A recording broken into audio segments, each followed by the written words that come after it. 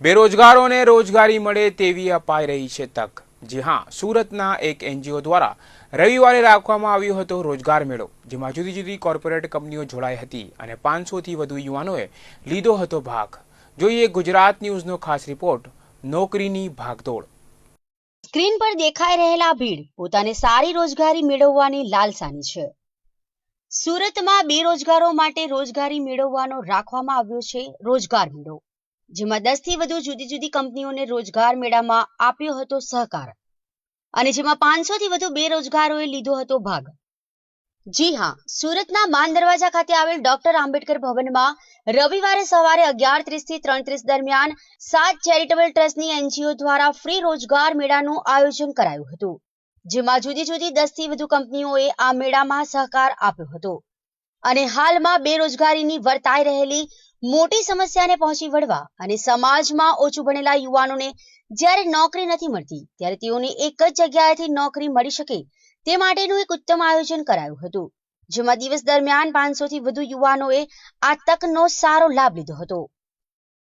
અમારી 7 ચેરિટેબલ નામની સંસ્થા છે, એમાં યુથ ફોર્સ નામનો પ્રોજેક્ટ ચાલે છે। આ સંસ્થા અમારી છેલ્લા 26 વર્ષથી કાર્યરત છે અને યુથ ફોર્સ પ્રોજેક્ટ અમારા સુરતમાં છેલ્લા 2 વર્ષથી અહીંયા ચાલે છે।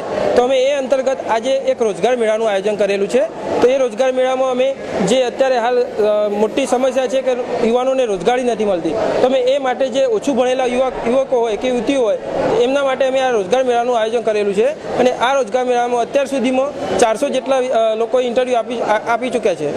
આ રોજગાર મેળામાં અમે 10 થી પણ વધારે કંપનીઓને અલગ અલગ ક્ષેત્રોમાંથી બોલાવીને અહીંયા પાર્ટિસિપેટ કરાવેલી છે। જો કે 7 ચેરિટેબલ ટ્રસ્ટ દ્વારા કરાયેલા રોજગાર મેળાના આયોજનમાં ભાગ લેનાર જુદી જુદી કંપનીઓને પણ સારો લાભ મળ્યો હતો। આ રોજગાર મેળામાંથી જુદી જુદી કંપનીઓએ તેમની જરૂર પ્રમાણે એમ્પ્લોયમેન્ટ પણ મળી રહ્યા છે અને બીજી બાજુ બેરોજગારોને રોજગારી પણ મળી રહી છે।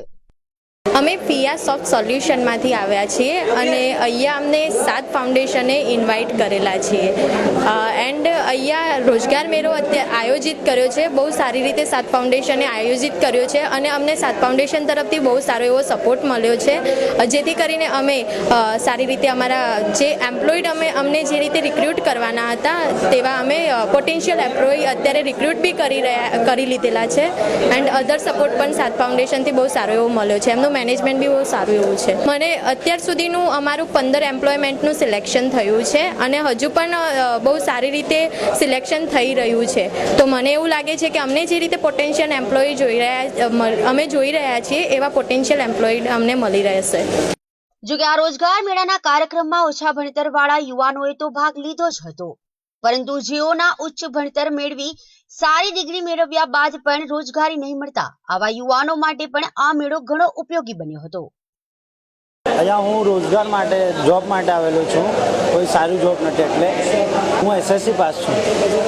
અહીંયા મારા બધા ફ્રેન્ડ છે, એ લોકોએ કીધું કે અહીંયા જોબ મેળો છે એટલે હું આવ્યો। અહીંયા કામ અહીંયા 10-15 કંપની જેવી આવેલી છે, તો એમાં કંઈ ચાન્સ મળી જાય, કંઈ સારી જેમાં જોબ મળી જાય એટલે અત્યારે હાલમાં હું સોશિયલ વર્કની જોબ કરું છું। રોજગાર મેળામાં એના માટે આવેલો છું કે અત્યારે કોઈ સારી જોબ મળે, અહીં 10 કંપનીઓ સાથે ટાઈપ કરેલું છે, જેના કારણે સારામાં સારી મને ઓપોર્ચ્યુનિટી મળે અને સારી જોબ મળે એ ઉદ્દેશ્યથી હું અહીંયા આગળ આવેલો છું। અને અત્યારે 3 જગ્યામાં ઇન્ટરવ્યૂ આપેલું છે, એમાં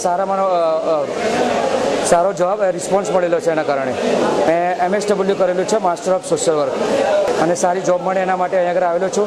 સરસ આયોજન કરેલું છે, જેના કારણે લોકોને જોબ મળી રહેશે સહેલાઈથી। જો કે જોવાની વાત તો એ છે કે ઘણી રિસર્ચ કંપની અને સરકાર એમ કહેતી હોય કે સુરતમાં કોઈ બેરોજગાર જ નથી અને તેમને કોઈને કોઈ રોજગારી મળી જ છે, પરંતુ રોજગાર લક્ષી સાચી વાત તો આ દ્રશ્યો પરથી જ જણાઈ આવે છે। ભલે વિકાસને લઈ મોટી મોટી વાતો કરાતી હોય, પરંતુ આજે પણ સમાજમાં બેરોજગારીનો પ્રશ્ન સળગતો જ રહ્યો છે, જે દેશના વિકાસ સાથે ઠંડો પાડવો જરૂરી બન્યો છે।